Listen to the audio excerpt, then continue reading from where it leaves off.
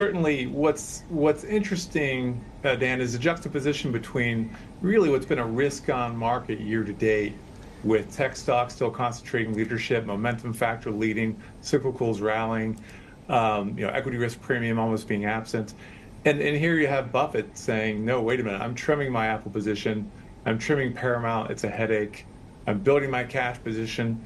Not only did it build to over 180 billion, but he also said, look, by the end of this quarter, it's probably going to reach 200 billion.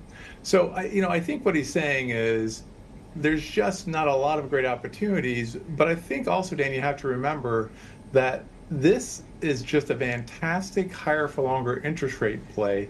Buffett still has a money machine, because what's happening is he's getting premium float for free because he's making an underwriting profit on that.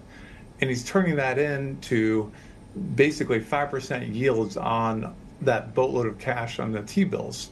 So he's basically clearing that 5% delta, and it's just increasing his operating earnings, as you said, nearly 40%.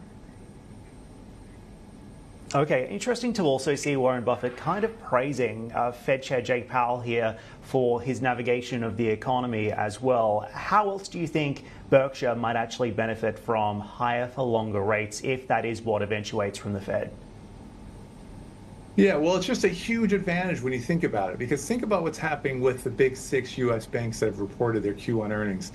Each one of them reported a guide down for 2024 expected net interest margin.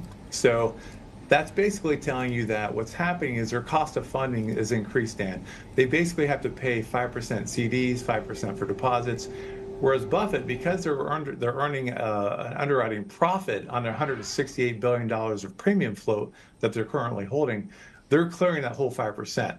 So unlike a bank that can't do that, Berkshire is really tunning it, and that's why their operating income just went to 40% growth year over year. So that's going to be a big benefit if these interest rates stay higher for longer, because they don't have that same squeeze that the banks have.